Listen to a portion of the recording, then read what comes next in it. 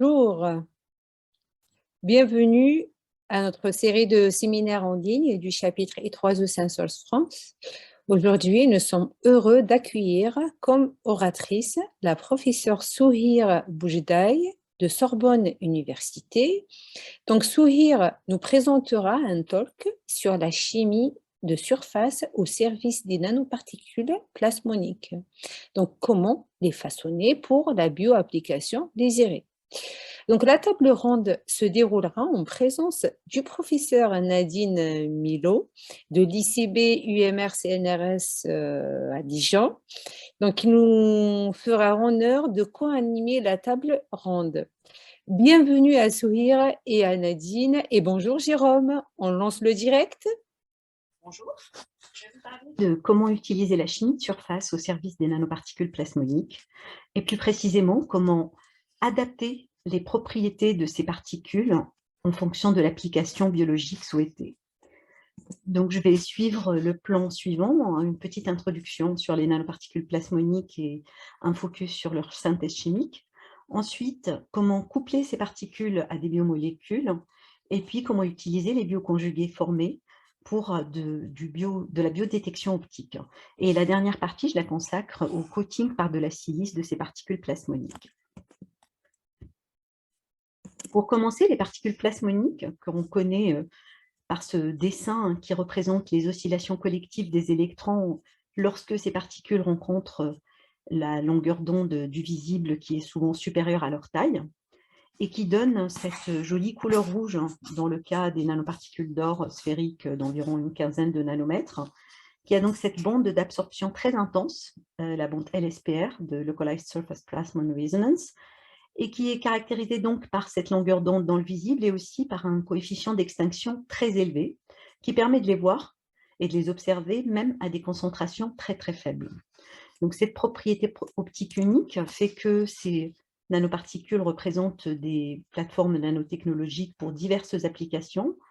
J'ai cité quelques-unes comme la biodétection, la theranostique, la délivrance de médicaments, mais il y en a plein d'autres. Et donc leur synthèse, elle est plutôt ancienne, puisqu'elle a débuté au IVe siècle, en tout cas la trace qu'on en a remonte au IVe siècle avec cette fameuse coupe de Lycurgue, du roi Lycurgue, qui est encore exposée au British Museum à Londres. Puis, la synthèse référencée, le premier article scientifique qui décrit avec précision la synthèse de nanoparticules d'or remonte à 1857, on le doit à Michael Faraday. Et il a utilisé le phosphore blanc pour réduire des sels d'or et ces suspensions colloïdales, entre guillemets métastables, sont encore exposées aujourd'hui au Faraday Museum à Londres également. La troisième date très importante pour la synthèse des particules sphériques, c'est 1951 avec les travaux de John Turkevich, qui décrit le protocole le plus utilisé encore aujourd'hui pour la synthèse de nanoparticules d'or sphériques, et qui utilise le couple citrate dicarboxyacétone comme à la fois agent de réduction pour le sel d'or et également agent de stabilisation grâce aux charges négatives portées aussi bien par les citrates que par les dicarboxyacétones, qui assurent une stabilité pour ces particules par répulsion électrostatique. Donc là, j'ai représenté une taille de 15 nanomètres, mais dès 1951 déjà, John Turkevich décrivait comment on pouvait moduler la taille de ces particules en jouant sur le ratio citrate par or, et comment on pouvait aller de 5 jusqu'à 150 nanomètres. Donc ça reste une méthode très très facile à mettre en œuvre, qui a eu quelques améliorations, comme par exemple l'ajout d'acide tannique pour davantage de stabilité et une meilleure homogénéité des particules. On peut utiliser d'autres agents tout aussi, entre guillemets, éco-friendly, comme l'acide ascorbique, qui peut être utilisé pour réduire et stabiliser les nanoparticules également. Donc elles sont très utiles, mais néanmoins, malgré toutes les variations de taille qu'on peut avoir, on reste dans une gamme de LSPR, de longueur d'onde pour la LSPR, qui est entre 500 et 600 nanomètres, donc on reste dans cette couleur rouge. Et si on veut balayer une plus grande gamme de LSPR, de longueur d'onde pour la LSPR, avec toujours des particules sphériques et ces ligands labiles que sont les citrates, on va soit utiliser des mélanges, des alliages ou des corchels or-argent, qui nous permet d'abaisser un peu la longueur d'onde jusqu'à 400 nanomètres quand on travaille avec de l'argent sphérique de la même taille, donc environ 15 nanomètres. soit on va travailler avec des coquilles vides, hein, donc des holoshells d'or. Ces holoshells sont souvent préparés par synthèse, par emplacement galvanique à partir de nanoparticules d'argent, et ils permettent de monter plus vers 600-700 nanomètres en fonction de la taille et de l'épaisseur de la coquille. On peut aussi utiliser le cobalt. Et là, je vous ai montré quelques synthèses faites en partant du cobalt de holoshell avec différentes épaisseurs et différentes tailles de particules et qui permettent d'aller quasiment jusqu'à 900 nanomètres en LSPR. Donc, si on veut aller encore plus vers le proche infrarouge, là, on va s'éloigner des particules isotropes et aller plutôt vers des particules anisotropes.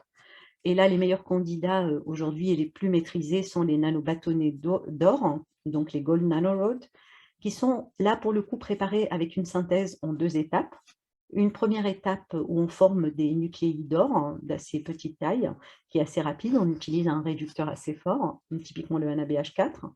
Et ensuite, on va procéder à la croissance, qui elle va être un peu plus lente, et utilisera des réducteurs un peu plus doux. Et on utilise surtout un templating agent, donc le CTAB en particulier, qui va orienter la croissance et qui va stabiliser les nanoparticules.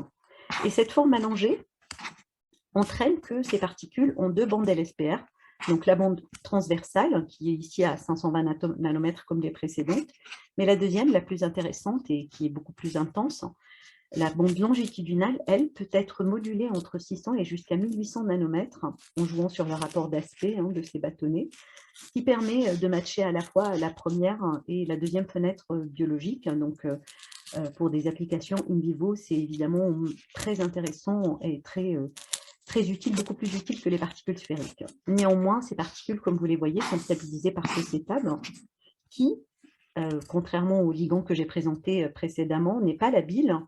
Il s'organise de manière assez forte, de manière assez forte alors, il s'organise avec cette structure en bicouche, ce qui rend leur fonctionnalisation un peu plus compliquée. Et très souvent, pour travailler avec ces particules, on va recourir au coating par la silice, et c'est ce que je vais détailler dans la dernière partie de cette présentation. Donc, comment coupler les biomolécules aux particules plasmoniques? Déjà, pourquoi coupler des biomolécules aux particules plasmoniques? On parle d'applications biologiques.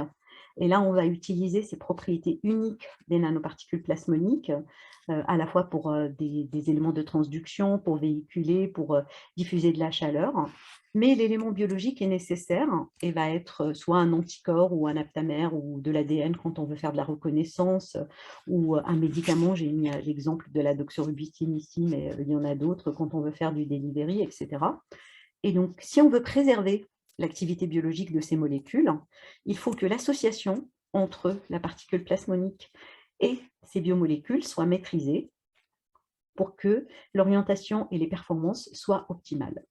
Donc, je fais un petit aparté parce qu'il est parfois possible d'utiliser ces particules plasmoniques de manière autonome sans greffer dessus de biomolécules. C'est le cas notamment en biosensing pour les biocapteurs, pour certains schémas qui sont basés sur un changement de couleur. Donc, j'ai appelé ça les self-sustaining plasmonic nanoparticles. Donc là, par exemple, quand on est basé sur un mécanisme de etching, il n'y a pas de biomolécules, mais il y a un changement de la forme de la particule, donc on passe des nanorods vers les nanosphères, donc on passe du bleu au rouge ou des triangles pareil vers les nanosphères. Quand on a des cœurs coquilles hors argent avec l'argent qui est à l'extérieur, l'argent s'oxyde assez facilement et le départ de cette couche d'argent entraîne un changement de couleur qu'on peut voir.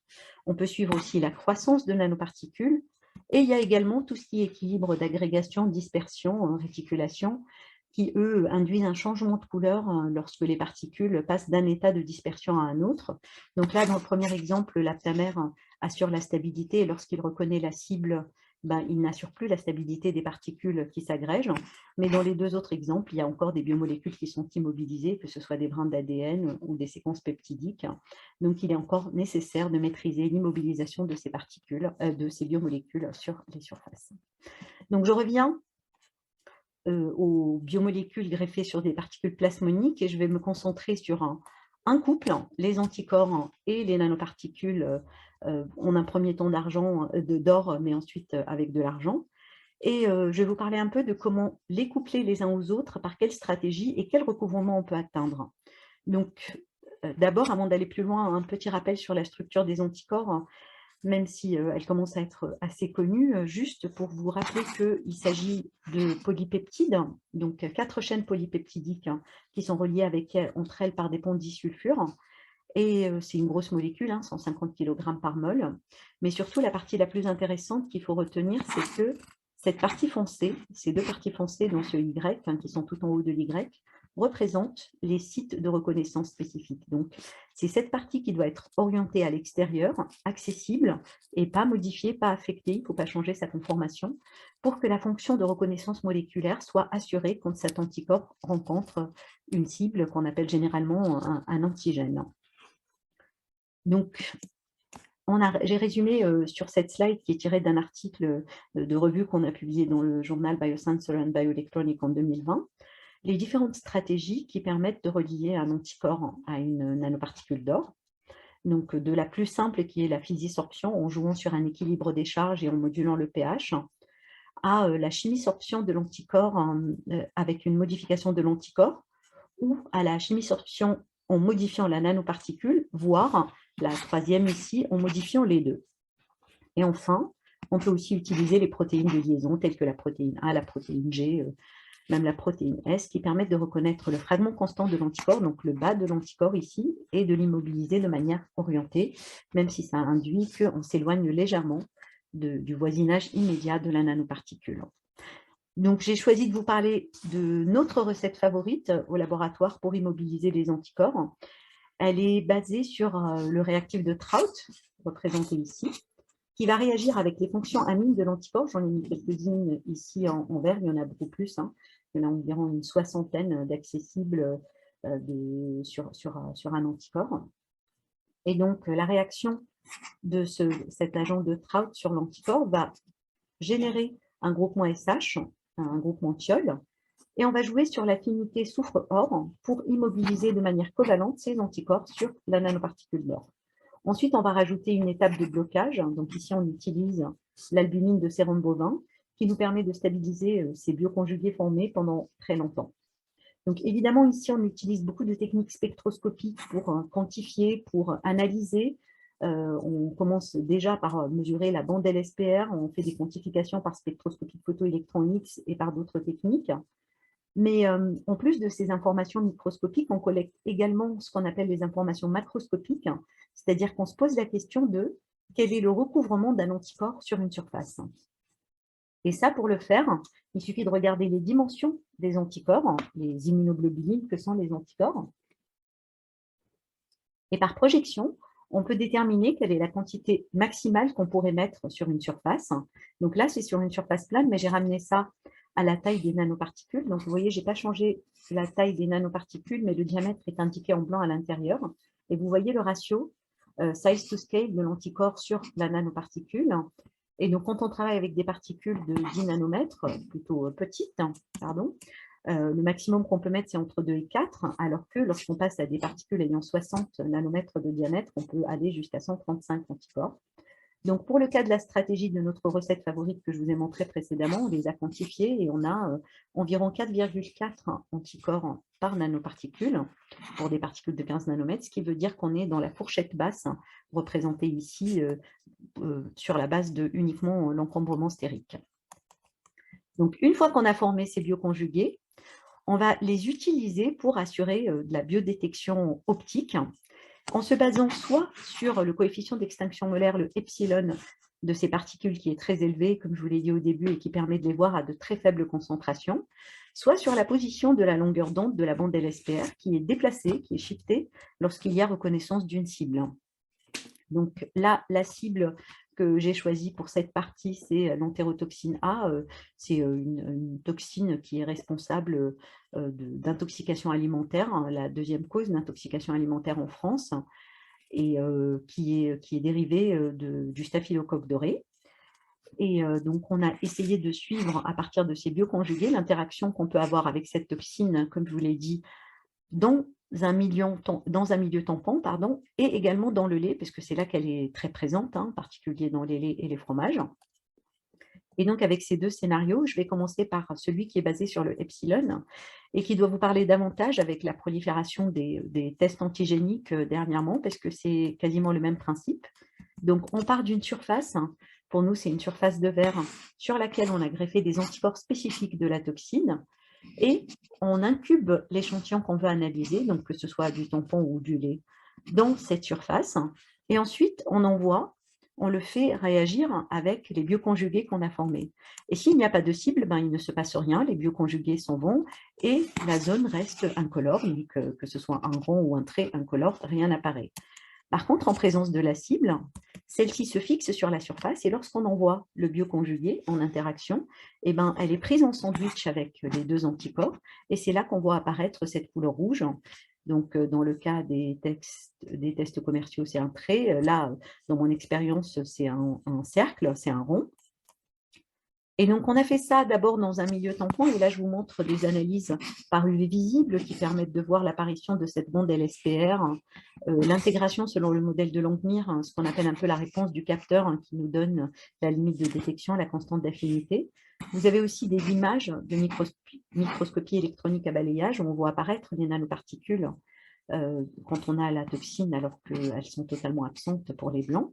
Et puis surtout, là, vous voyez sur les lames de verre que l'absence de toxine, ça reste incolore. Et puis, en fonction des concentrations croissantes de toxines, on observe des taches rouges. Alors, on a fait des progrès depuis sur la coloration et l'homogénéité des taches, mais je reste dans cette cible-là, donc ce n'était pas sur cette cible. Lorsqu'on travaille sur le lait, ben, on a une réponse encore plus intéressante et ce travail qu'on a publié dans ACS Applied Nanomaterials nous a permis de voir la toxine à des concentrations aussi faibles que 1 nanogramme. Donc, on arrive à voir à l'œil nu 1 nanogramme de toxine présente sur la surface. Donc, la deuxième stratégie, c'était basée sur le shift de la bande placement, de la longueur d'onde de LSPR des bioconjugués lors de l'interaction avec la toxine. Donc, ça, c'est notre état initial. Et on va faire interagir le bioconjugué formé avec des concentrations croissantes de toxines et voir quelle modification cela induit sur la position de la bande LSPR. Donc, on suit ça dans le temps et vous pouvez voir l'échelle de lambda qui augmente avec des concentrations croissantes de toxines. Et lorsqu'on baisse la concentration des toxines en nanogrammes par ml, donc là, c'est toujours la même courbe, la réponse du capteur fitée selon le modèle de Langmuir, on atteint des limites de détection aussi basses que 5 nanogrammes par ml. Donc, c'est 4 fois plus faible que des systèmes de détection très sophistiqués comme la microbalance à cristal de quartz. Donc, c'est vraiment sensible. On arrive à travailler dans le lait sans avoir de réaction ou de réponse ou de shift avec d'autres protéines. Donc, c'est une réponse vraiment spécifique. Et puis surtout, quelque chose d'assez intéressant, on a stocké les bioconjugués pendant 1 an au frigo et on les a ressortis pour comparer. Et on a observé que même après 1 année entière de stockage, ils gardaient exactement les mêmes performances analytiques. Donc, on arrive à former des bioconjugués simples, stables, sensibles et vraiment spécifiques. Donc, on est plutôt content, mais néanmoins, si vous regardez les photos que j'ai mises avant et après, ben, c'est rouge et ça reste rouge. Donc, on est loin de la lecture visuelle ou de la lecture d'un user-friendly qu'on peut donner à n'importe quel usager qui n'est pas habitué aux techniques de laboratoire, même s'il ne s'agit que de spectroscopie UV visible. Donc, on a essayé de trouver le moyen d'avoir un shift de lambda, de longueur d'onde, qui soit du même ordre de grandeur, mais qui reste perceptible à l'œil nu. Et là, si vous regardez le spectre du visible ici, vous voyez que les changements de couleur ne sont pas linéaires. J'ai placé ici la position de la bande placement pour les nanoparticules d'or sphérique, donc 520 nanomètres. Pour l'argent, on est à 400 nanomètres. Et puis, il y a cette région ici qui est juste en dessous des 500 nanomètres où un faible changement de longueur d'onde entraîne un changement perceptible de couleur. Et donc, pour essayer d'atteindre cette zone-là, on a commencé à préparer des particules Korshell or argent.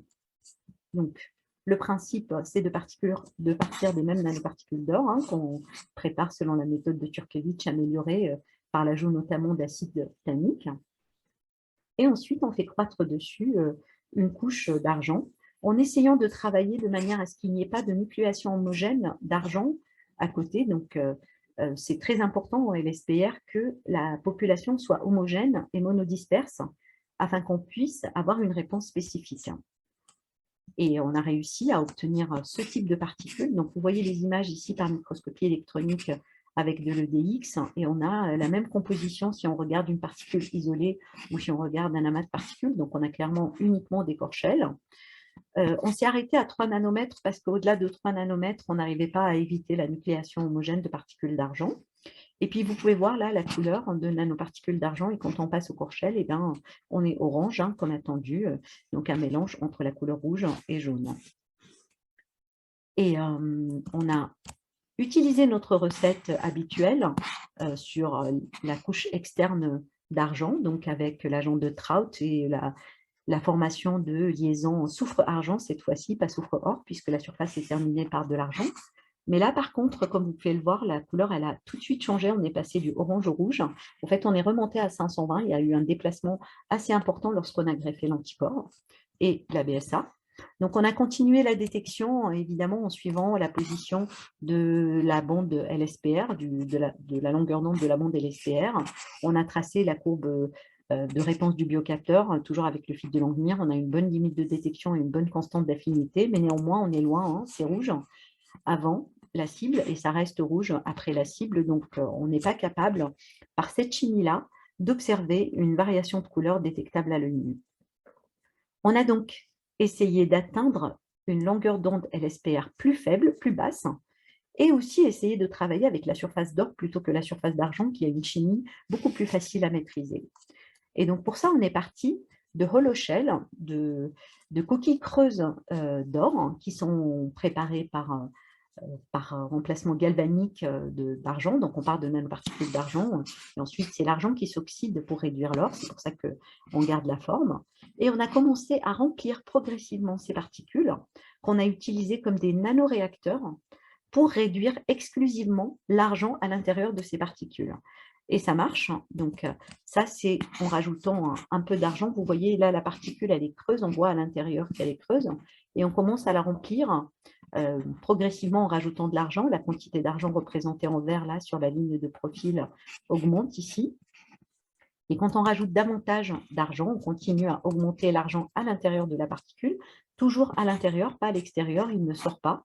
Donc, c'est vraiment une réaction de nanoconfinement qui est coincée à l'intérieur de la particule creuse d'or et qui nous permet du coup de moduler la position de la bande LSPR sur toute la gamme souhaitée et de descendre en dessous des 500 nanomètres souhaités. Donc, ce travail expérimental, on l'a publié dans le Journal of Physical Chemistry et on a été donc à même à avoir une surface d'or en dessous des 500 nanomètres ici, avec de l'argent qui est à l'intérieur. Donc, on a utilisé ce système. Là, vous voyez la comparaison, l'or à l'extérieur, l'argent à l'intérieur, et ici, ce que je vous ai montré précédemment, donc l'or à l'intérieur et l'argent à l'extérieur.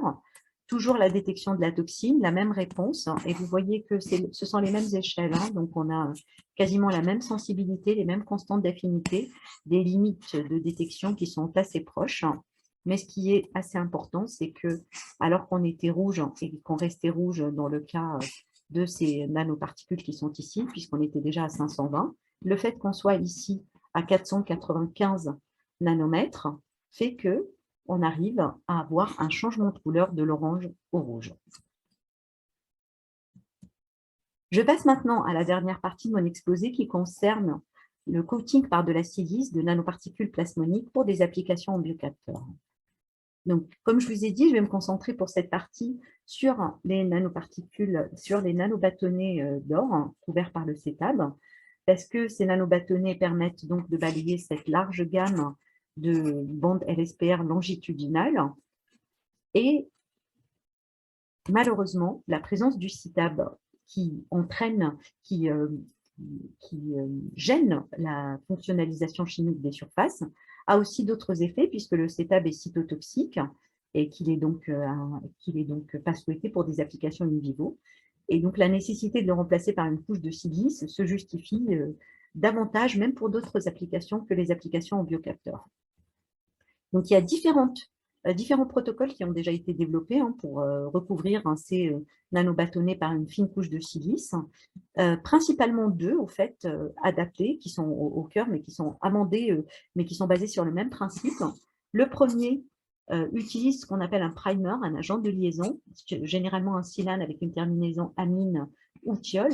Cette terminaison va se lier directement à la surface de l'or et le reste des groupements étoxy, c'est ce qui va permettre la croissance de la couche de silice, généralement à partir de silicate de sodium, à un pH basique, 10-11, et ce protocole permet de former des shell de silice qui vont de 0,5 à 5 nanomètres environ. La deuxième méthode est basée sur l'hydrolyse condensation du tétraéthoxysilane, de TEOS, et ne fait pas intervenir de primer, de couche d'accroche. Et donc l'idée, c'est d'utiliser ces équilibres d'hydrolyse, ces réactions d'hydrolyse condensation du TEOS à la surface des nanoparticules, toujours à un pH basique, 10-11, et par cette méthode, on peut faire varier beaucoup plus l'épaisseur de la couche de la silice, donc ça dépend de l'application souhaitée, de 3 à 120 nanomètres. Elles sont poreuses, beaucoup plus poreuses, en tout cas avec une porosité organisée des fois qu'on peut voir, contrairement à la précédente. Et bien évidemment, en fonction des applications, on va avoir besoin soit d'une couche extrêmement fine, soit quand on veut faire du drug delivery, d'une couche plutôt poreuse qu'on va pouvoir charger en molécules actives. Alors, si on regarde ce Stauber process, qui est résumé ici, et en regardant, il est basé sur ces réactions qui ont été décrites par Brinker en 1988, en tout cas la dépendance cinétique des mécanismes d'hydrolyse et de condensation a été décrite dans cet article de 1988. Et vous voyez qu'au pH auquel sont réalisés les deux précédents protocoles, c'est-à-dire un pH de 10-11, on est simultanément à une hydrolyse extrêmement rapide et une condensation extrêmement rapide également, ce qui fait que le protocole reste difficile à maîtriser, qu'on forme beaucoup de particules homogènes de silice, une nucléation homogène qui entraîne la formation de particules de silice qui ne sont pas désirées, évidemment, puisqu'on veut que la silice se condense exclusivement sur la surface des nanoparticules plasmoniques. Et puis, on a du mal à maîtriser la porosité. Et là, on s'est posé la question, mais si on dissociait ces deux mécanismes, si on faisait une chose à la fois, l'hydrolyse puis la condensation séparément. Et ça, c'est faisable en travaillant juste sur le pH. Donc, si on se met à un pH 4, par exemple, on a la cinétique d'hydrolyse qui est rapide, alors que celle de condensation est très, très lente.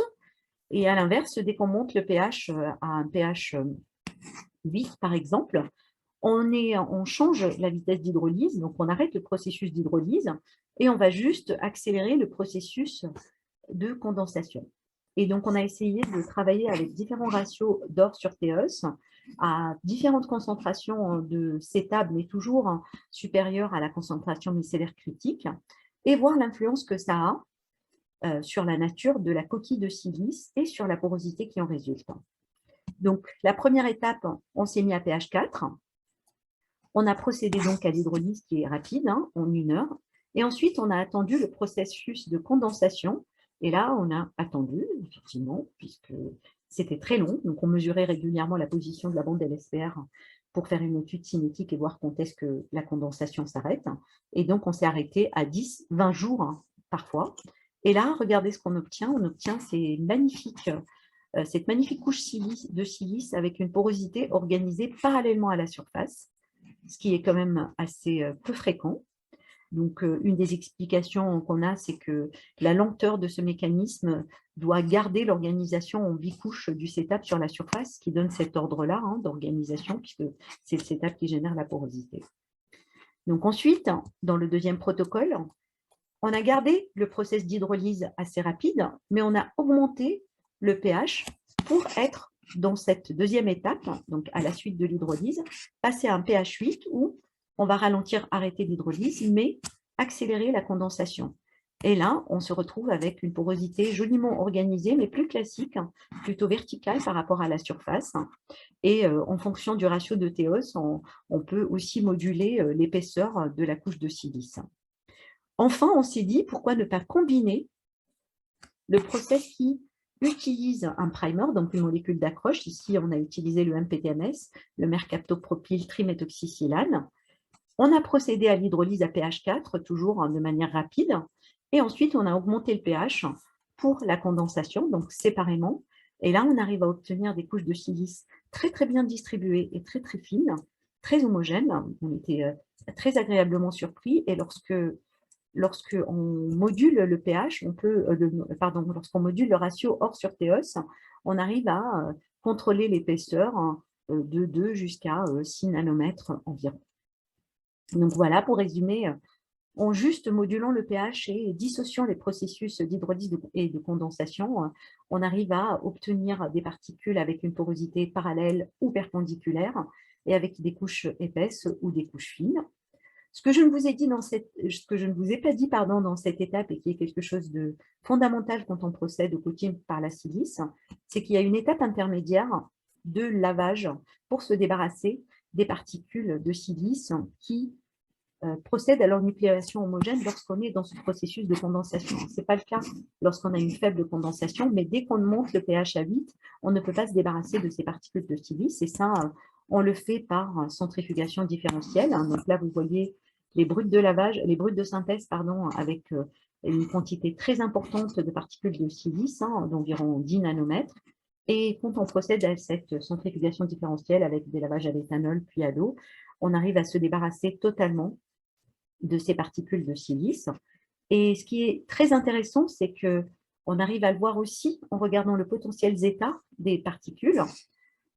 Le potentiel zeta des particules dans les brutes de lavage, il est de plus 44 millivolts. Enfin, c'est le cas aussi quand on finit la synthèse des nanorodes, puisque les cétates sont chargés positivement.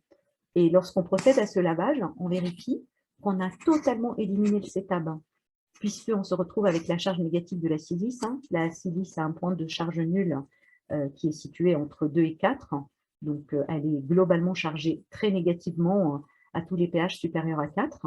Et là, on le voit, on n'a plus du tout de cétab, on a une charge négative qui nous confirme qu'il n'y a plus de cétab coincé autour de la silice, ou en tout cas sur la couche externe de la silice.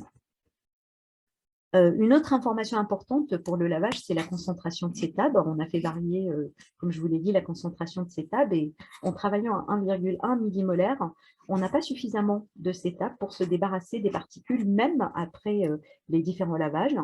Il nous faut un minimum de concentration de cétab pour que ce cétab s'absorbe sur les particules de silice et assure les répulsions électrostatiques entre elles. Et donc, c'est ce qui nous permet de les éliminer par lavage. Donc, pour résumer, je vous montre ce beau dessin qui décrit un peu les étapes qu'on a utilisées. Donc, en partant des nanorodes, soit on reste à pH acide et on est patient et on forme une porosité parallèle à la surface, soit on commence l'hydrolyse rapide à pH acide, puis on passe à pH légèrement basique, et là, on a une porosité perpendiculaire à la surface, soit enfin on utilise le primer, le MPTMS. On commence l'hydrolyse en phase acide rapidement, puis on passe en phase basique. Et là, on a des couches très fines et très modulables. Et en fonction, bien évidemment, de l'application que l'on veut, si c'est du drug delivery, on va aller vers cette porosité, qu'elle soit parallèle ou verticale. On est d'ailleurs en train d'essayer de voir en ce moment, de travailler sur la différence de porosité et la différence en efficacité en termes de release, de libération des principes actifs qu'on peut mettre dans la porosité en fonction de l'orientation. Soit retourner aux exemples de biosensing que je vous ai montré au début, donc suivre la position de la longueur d'onde de la bande LSPR lors de la reconnaissance d'une cible. Donc, on a essayé cette dernière partie, on a démarré par comparer la sensibilité de l'indice de réfraction des particules de nanobâtonnets d'or sans silice et avec silice, et on a observé une amélioration de 30% dans la réponse lorsque ces particules sont cotées par la silice. Ensuite, on a essayé différentes chimies de surface qu'on a construit dessus. Donc la première, juste une physisorption, toujours en espérant des interactions électrostatiques avec les groupements amines des anticorps. Et comme je vous l'ai dit, la silice est très fortement chargée négativement, donc les interactions électrostatiques vont être très favorisées. Et ensuite, deux autres voies qui incluent la chimie-sorption de 2 silanes, le MPTMS, qui va donner une fonction thiol terminale qu'on fait réagir avec le sulfo-MBS comme un agent de liaison, toujours avec la liaison amine, des fonctions amines des anticorps pour les lier de manière covalente sur la surface, ou le TEBA, donc avec un silane à terminaison aldéhyde, qui ensuite va réagir à la fonction aldéhyde avec les fonctions amines pour former une fonction imine qu'on réduit avec un réducteur doux pour former une amine stable. Et dans tous les cas, comme précédemment, on stabilise avec la BSA et on a testé la reconnaissance d'une cible pour comparer l'efficacité de ces trois. Auparavant, bien sûr, on a caractérisé par toutes les techniques spectroscopiques ces surfaces fonctionnalisées, ces nanobâtonnets fonctionnalisés, et on voit que même si on augmente légèrement la couche de silice, lorsqu'on greffe ces silanes, on rajoute une autre épaisseur, on garde quand même des couches assez fines et assez exploitables. Et lorsqu'on fait la reconnaissance, donc là, c'est les courbes typiques de réponse de capteur que je vous montre depuis le début, on voit de manière surprenante que la meilleure réponse est obtenue lorsqu'on fait une simple physisorption, mais la simple physisorption, cette fois-ci, elle est obtenue par de fortes interactions électrostatiques avec la surface de la silice chargée. Voilà, je vais conclure en vous redisant à quel point les particules plasmoniques sont des plateformes nanotechnologiques incroyablement prometteuses et qu'il est nécessaire quand même de les associer aux biomolécules, mais qu'on peut le faire aujourd'hui avec un contrôle plutôt précis et qu'avec la bonne chimie de surface et les outils de caractérisation adéquats, on peut façonner les propriétés de ces matériaux de manière à atteindre n'importe laquelle des applications biologiques désirées ou souhaitées. Donc, pour conclure, je voudrais remercier tous les membres de l'équipe NanoBioSurf, Nanomaterial and Surfaces at the Biointerfaces. Dans les travaux que je vous ai présentés aujourd'hui, c'était principalement des travaux de David, de Daoming, Fadwa également. Je pense que Walid continue actuellement sur le même sujet, et Yacine, à qui je dois presque tous les beaux dessins de cette présentation, et surtout ceux qui nous ont quittés vers d'autres horizons, donc Marois, Alexis, Lou et Vincent, et qui ont travaillé tous sur les biocapteurs plasmoniques, sur des nanoparticules aussi bien sphériques que bâtonnées. Merci. Merci pour votre écoute et la table ronde va commencer. Encore merci Souhir pour ce talk très intéressant, et maintenant nous allons prendre en priorité donc les questions du direct. Alors Jérôme, tu vois des questions? Oui, voici une question qui vient d'arriver. Quel est l'avenir de ces capteurs pour les applications type Drug Delivery Systems? Merci Amida et merci à Jérôme aussi. J'en profite pour vous remercier tous les deux pour cette invitation avant de commencer à répondre. Alors, l'avenir de ces matériaux pour le drug delivery, bah oui, évidemment, c'est clairement une question qu'on explore, qui s'explore, parce que ils ont à la côté le côté activation de la délivrance du médicament par placement. Donc, on peut chauffer particulièrement, là, je parle des derniers exemples que j'ai montrés avec les nanorods, les couches de silice avec différentes porosités autour. Donc, ils ont la particularité de montrer comment par irradiation, pardon, à travers la fenêtre biologique, pouvoir libérer les médicaments, et aussi à travers la porosité inclue dans la silice, de contrôler le timing du delivery tel qu'on le veut, le release, enfin le relargage des médicaments. Donc, avec une porosité ouverte, on peut s'attendre objectivement à ce que ça se vide assez vite, et avec une porosité fermée, on peut avoir un temps d'action qui est beaucoup plus long, ou un temps de délivrance qui est beaucoup plus long en fonction de ce qu'on veut faire comme action locale ou pas. En tout cas, c'est quelque chose qu'on explore et qu'on essaye d'étudier en collaboration avec différents partenaires. Peut-être Nadine maintenant prendra la parole. Non, pas peut-être. Donc Nadine, donc, vu qu'on va co-animer la table ensemble, donc j'imagine que tu nous as... donc il y a pas mal de questions, donc je te laisse les poser s'il te plaît. Voilà.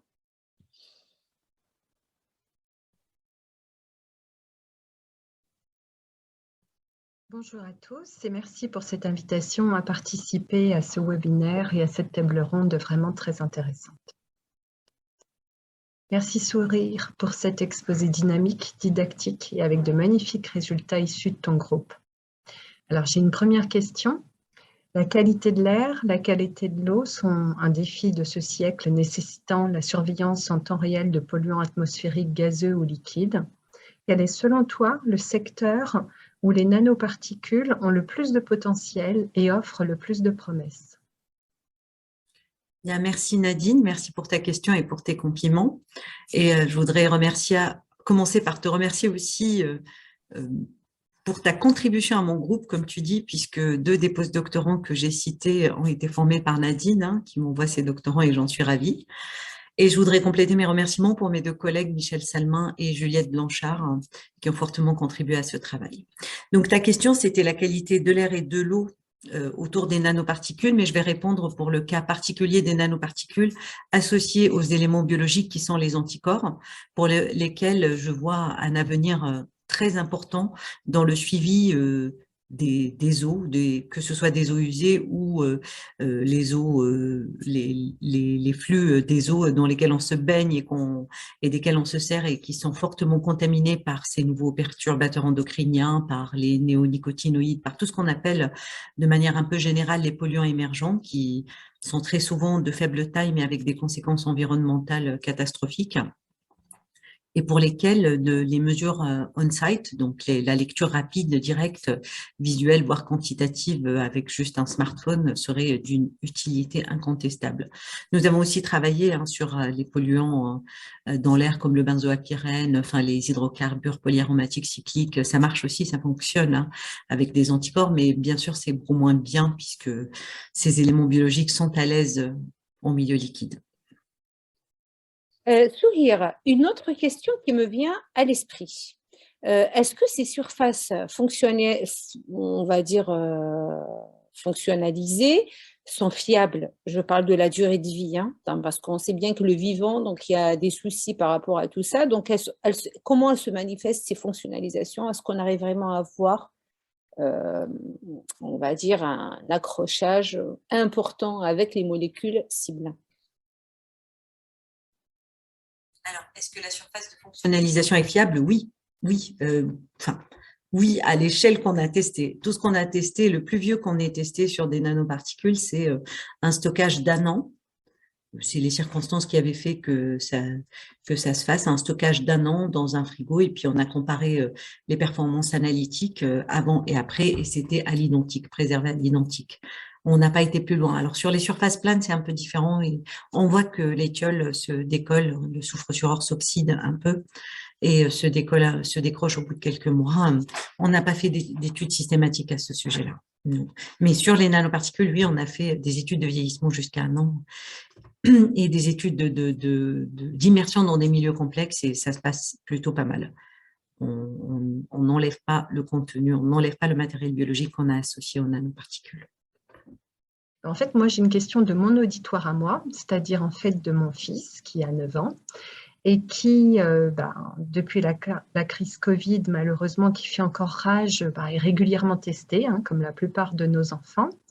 Et du coup, lorsqu'il a découvert qu'il y avait des nanoparticules d'or dans les autotests, a voulu en fait démonter tout notre stock d'autotests à la maison pour récupérer les nanoparticules d'or qui est à l'intérieur. Donc du coup, Souhir, tu me vois venir. La question de mon fils est la suivante. Tu nous as évoqué le fait que la sensibilité des capteurs que tu développes à base de tes nanoparticules est de l'ordre de 1 nanogramme de toxine que l'on peut développer. Du coup, est-ce que tu as déjà calculé à quelle quantité de nanoparticules déposées cela correspond? Et donc, au final, quel est l'ordre de grandeur en quantité d'or qu'on a dans un autotest pour savoir si ça vaut le coup ou non pour mon petit fiston de casser tous ces autotests. Bien, alors tu peux répondre à ton fils que c'est pas la peine de démonter les tests. C'est une belle idée, mais c'est très, très, très, très peu d'or. Donc voilà. Pourquoi on utilise cette fameuse bande LSPR qui est très importante?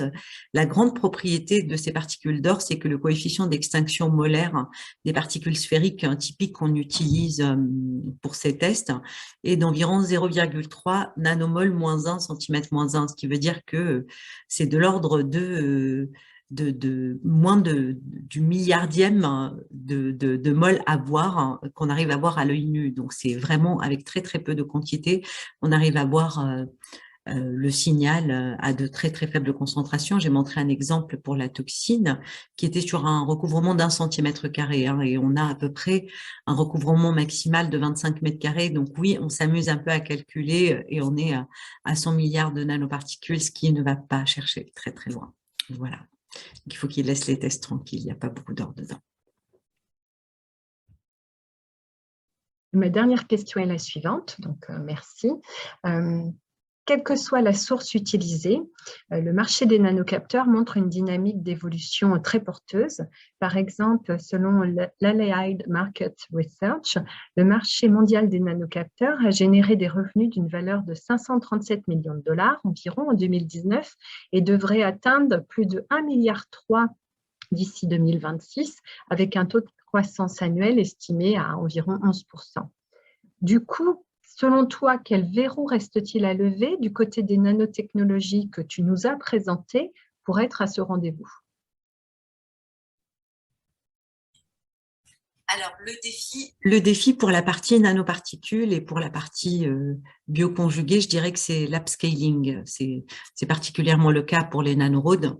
Les nanorodes pour lesquels la synthèse est très, très mature aujourd'hui. On peut faire des rapports d'aspect qui sont très reproductibles, entre guillemets, avec une position de la bande LSPR qui est normée. Mais dès qu'on essaie d'augmenter la production, ce qu'on appelle l'upscaling, donc augmenter la quantité qu'on sort, on est quand même face à quelques défis de taille parce qu'on n'a plus du tout la même homogénéité, on n'a plus du tout la même répartition. Ça marche mieux sur les particules sphériques de Turkevich, c'est pour ça que c'est commercial à l'absolu et qu'on peut les avoir et qu'on peut augmenter, donc l'upscaling fonctionne. Ça, c'est le premier défaut, le premier verrou qui serait à lever et sur lequel les gens travaillent, notamment avec des robots de synthèse qui permettent de faire des synthèses en chaîne maîtrisées, etc. Et puis, je dirais le deuxième, c'est levé quasiment par l'impression 3D, le 3D printing, qui nous permet de mettre des dispositifs qui permettent la lecture assez rapide d'un système ou d'un autre, un peu avec n'importe quel matériau. Et puis, on a de la microfluidique, ce qu'on appelait la bon chip, quoi, où tout se fait ensemble, ça se mélange, ça embarque les nanoparticules, et ça fonctionne plutôt pas mal. Voilà. Et j'ai encore une dernière question. Donc, la dernière question est assez simple, je pense. Donc, c'est une question de chimiste à une chimiste. Tes nanobâtonnets que tu nous as présentés à la fin, recouverts de silice, semblent liés entre eux au MET, alors que tu nous as dit que c'était des suspensions colloïdales stables. Donc, du coup, quelle autre technique as-tu mise en œuvre pour mieux cerner cette stabilité colloïdale? Et est-ce que du coup, c'est une mauvaise interprétation de ma part? Est-ce qu'elles sont vraiment liées? Enfin, est-ce que ces nanobâtonnets sont vraiment liés ou pas? Merci. Alors, les images TEM, je dirais qu'elles sont parfois trompeuses, hein, parce que effectivement, ça dépend de la préparation de la grille, ça dépend de la concentration, de la méthode de dépôt. Je fais plus confiance aux images de MEB, du SEM, Scanning Electron Microscopy, donc la microscopie électronique à balayage, où on les voit bien dispersés, bien séparés les uns des autres. Et puis aussi aux mesures de DLS, hein, qui nous permettent de voir que les particules ne sont pas agrégées. Donc effectivement, sur cette image, on a l'impression... c'est pas bien dosé. Alors, on peut rajouter des éléments, hein, pour bien les disperser sur une grille. Là, c'est des brutes de synthèse et ensuite des images après lavage. Donc, effectivement, ça donne l'impression d'être collé, mais heureusement, ça ne l'est pas, ce qui nous a permis de les utiliser. Dans le vif du sujet, donc, est-ce que ce type de matériau pourrait être adapté pour tout type de transducteur? Donc, je parle de tous les transducteurs, pas que électrochimiques. Donc, j'imagine que on pourrait imaginer ça, par exemple, avec des piezoélectriques ou autre chose. Donc, je ne sais pas ce que tu penses de ça, Souhir.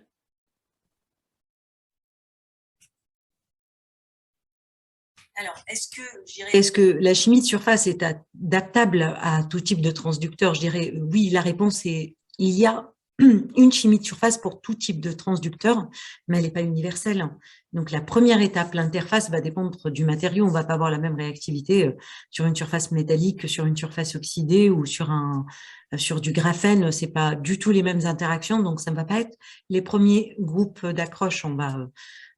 Sur l'or, on va majoritairement utiliser l'affinité soufre-or. Sur les oxydes, on va essayer de réagir avec les groupements Hall, que ce soit les silanols, aluminols, ou tous les groupements OH par des réactions d'hydrolyse-condensation, à travers notamment des silanes. Il y en a beaucoup qui sont commerciaux de toutes les terminaisons, toutes les longueurs. Sur du graphène, on va aller vers du p-stacking avec des hydrocarbures polyaromatiques avec une fonction terminale ou alors avec une légère oxydation. En tout cas, la première interface qui va mettre le groupement fonctionnel au bout elle va être adaptée au matériau, elle va être dépendante du matériau. Mais après, une fois qu'on atteint un certain recouvrement, qu'on s'est éloigné du matériau, l'influence de la nature du matériau diminue tout autant que la sensibilité de certaines techniques, mais ça diminue. Donc après, l'interface avec la biomolécule, elle peut être entre guillemets universelle. Enfin, on va tenir compte de la charge, de la charge de surface, des points isoélectriques, de la biomolécule, etc., de l'orientation, mais globalement, l'approche est un peu plus généralisée. Bon, Jérôme, je pense que le temps de clôture est arrivé. Donc, nous tenons encore à vous remercier, Souhir, pour votre participation à notre série de séminaires du chapitre 3 de Sensors France. Également, un grand merci à Nadine. Merci encore Nadine qui a participé à l'animation de la table ronde. Et enfin, on vous donne rendez-vous dans un mois avec un nouveau talk, toujours en relation avec les capteurs. Et nous comptons sur votre présence comme d'habitude. À bientôt et merci encore. Merci. Au revoir. Merci beaucoup encore pour l'invitation et pour cet échange et à très bientôt. Encore merci. Au revoir. Merci, au revoir à tous.